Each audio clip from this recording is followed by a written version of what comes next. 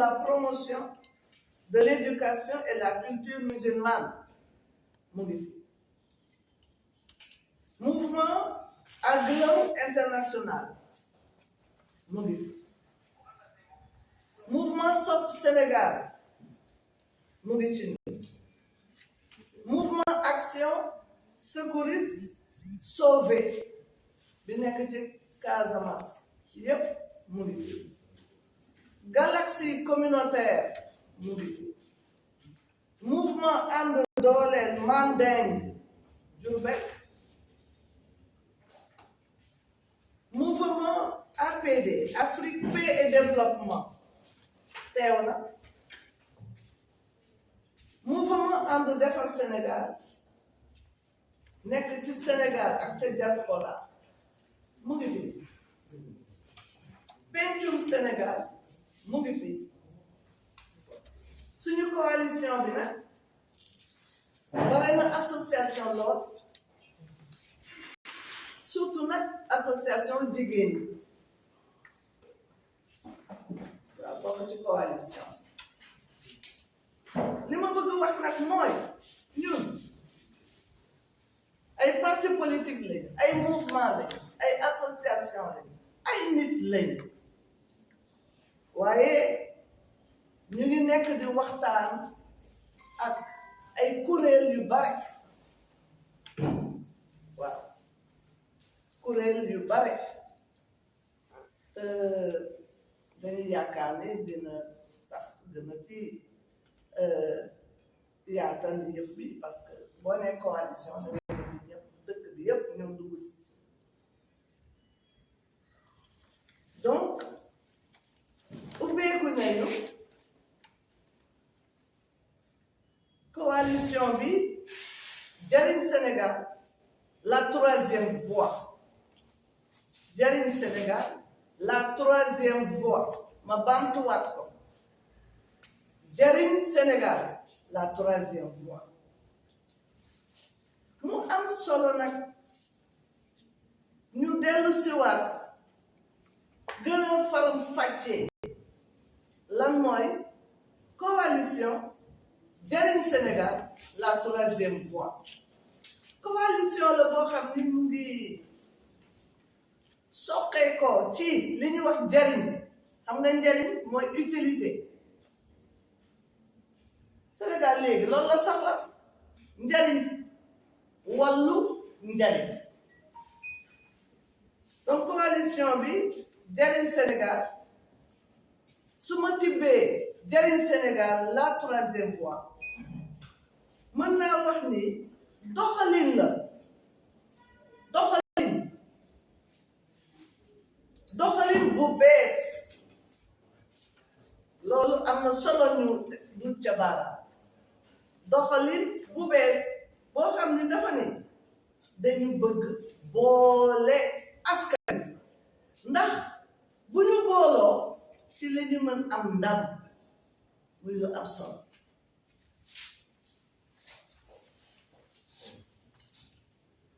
boole askan wi ngir li soxal askan wi ñu mën kaa lijjanti li ñuy wax demande sociale maanaam askan wi la mu soxla buy dem marché la mu soxla su yóbboo doomam l'école la mu soxla su bëggee faju la mu soxla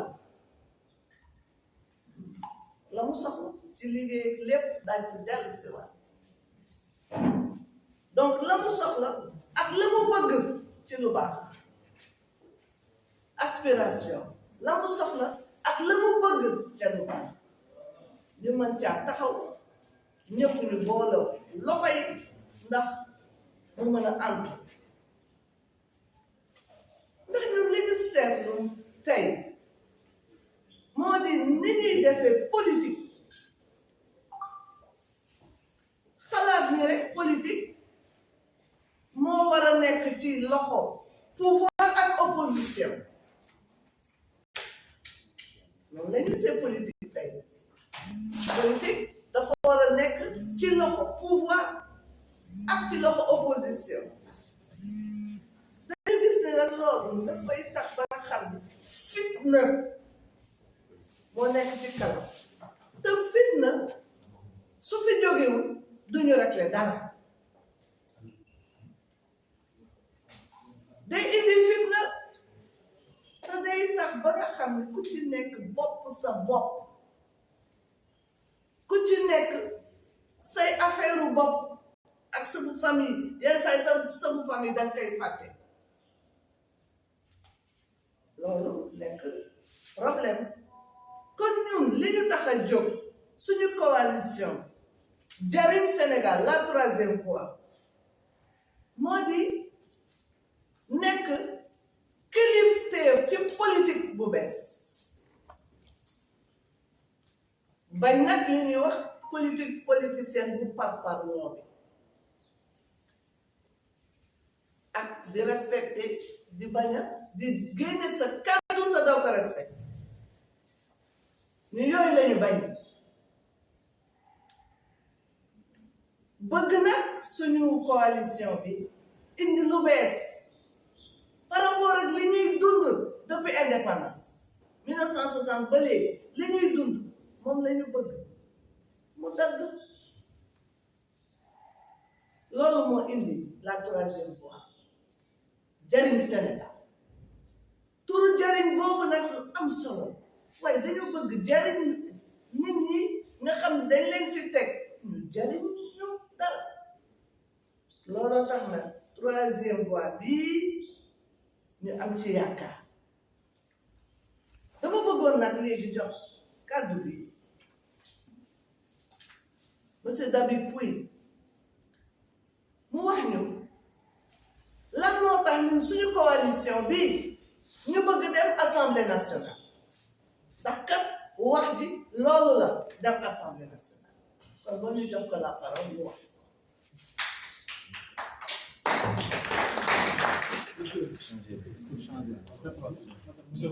changer place moom changer place moom gën a yomb.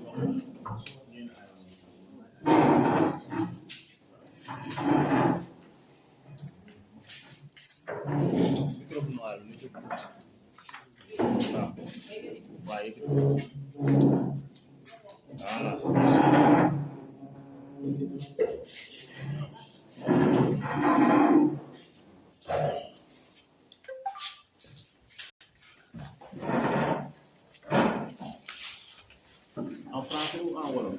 En français, qu'est-ce que vous préférez? Français. On aura les deux versions. En fait, vous faites la version française déjà. Voilà, donc je vais parler en français. On peut commencer. Voilà.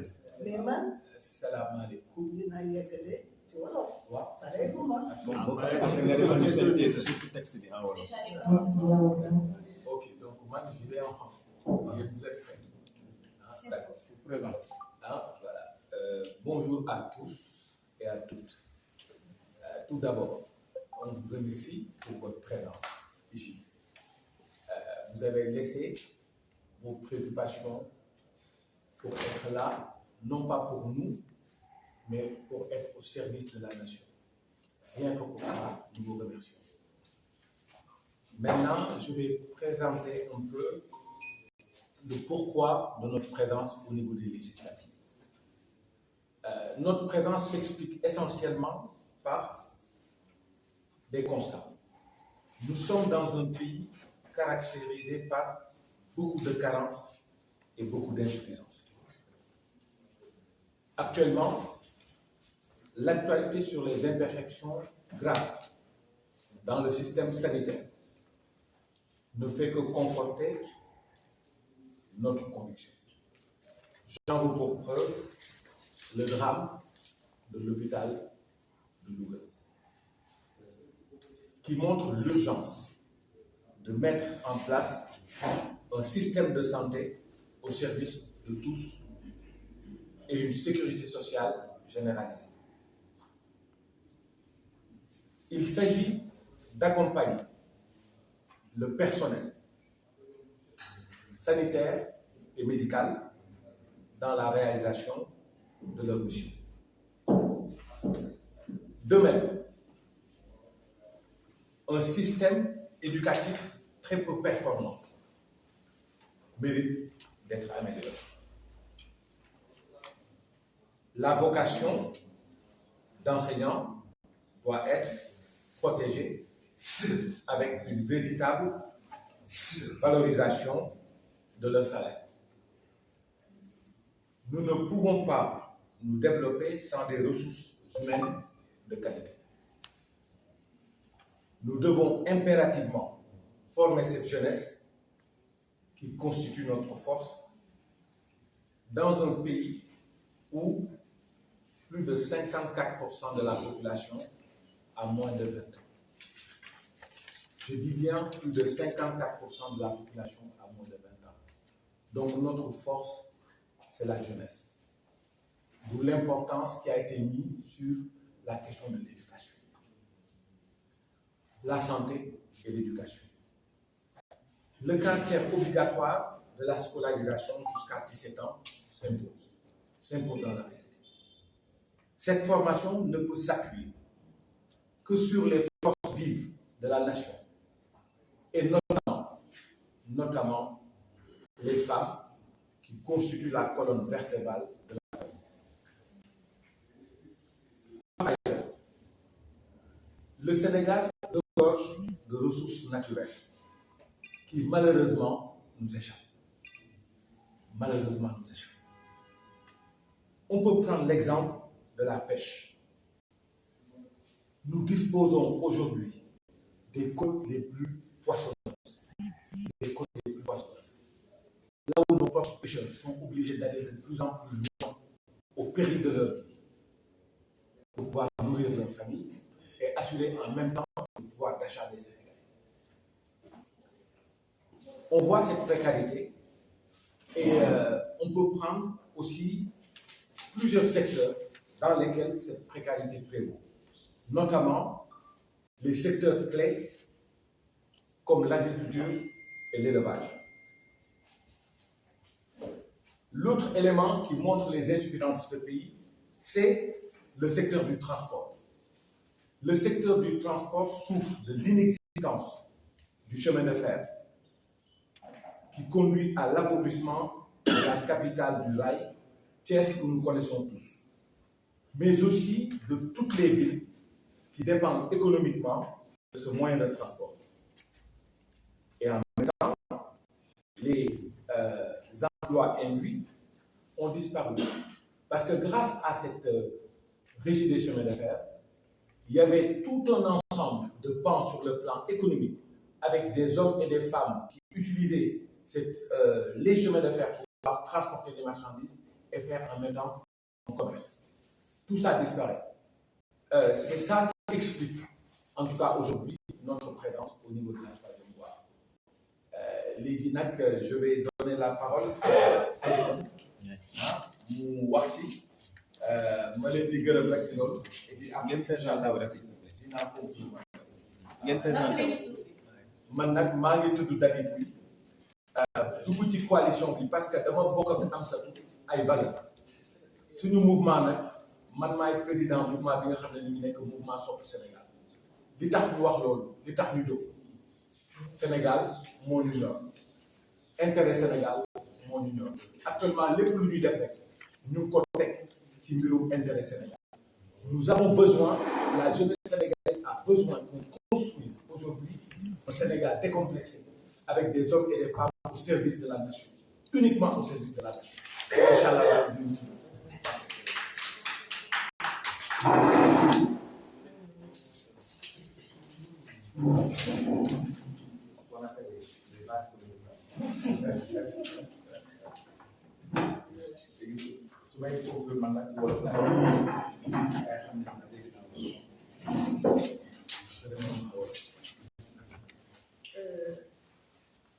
dañu ne Assemblée nationale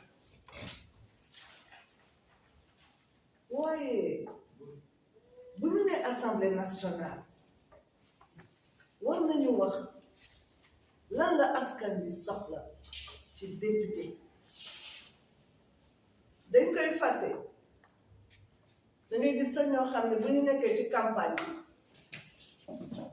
bi nekk ci terrain bi dañu naan dinaa la tabaxal l'hôpital boo ma joxee parrainage loolu naxe la ndax il faut ñu fàttali lan moo tax député jóg député dafa jóg pour toogal askan ca fa ñuy dogalee muy assemblée nationale ndax xam ngeen ni gouvernement am na assemblée nationale fa ñuy defee loi yi ak yeneen i activité am na justice am na ñun nag li ñuy wax tey mooy assemblée nationale li tax ñu bëgg dem assemblée nationale dañu bëgg taxawu askan wi ci mbirum loi yi ñuy wote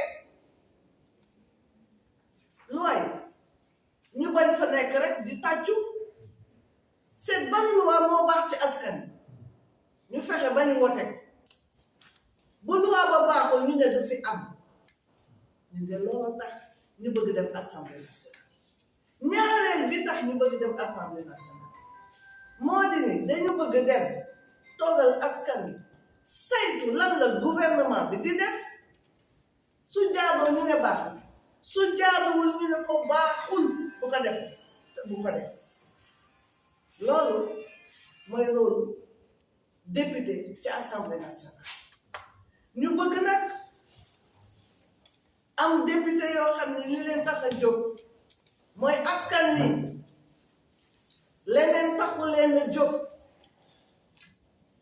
te député yu civilisé yoo xam ne duñu dóorante ay kurpañ duñu saagante duñu xastante askan wi moo leen tax a jóg loolu am solo donc ay nit góor ak jigéen yu am jikko yu baax wane ko ci assemblée nationale ndax mu tasaaroo ci biir askan wi te mu tasaaroo surtout ci jeunesse bi ndax jeunesse bi mag ñi la ñuy xool te assemblée nationale addina bi yépp a koy xool ñu war a am nag comportement yu exemplaire comportement yu baax yoo xam ne di nga fonk Sénégal ci biir réew mi ak bitim réew en tout cas ñun de dañu yaakaar ni lii ñu bëggoon pour assemblée nationale mën na am assemblée nationale bu am njariñ am yar ak teggin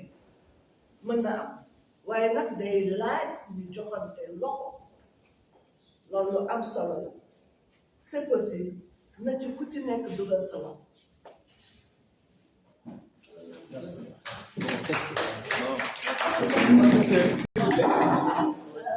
mu kel ñu synthèse teg kii bi rek déclaration préliminaire. C'est ce que j'allais faire dans la conclusion. Ah ok d'accord. mais côté santé bi li nga xam ne mooy yomb parce que non comme moom nee na di ko def.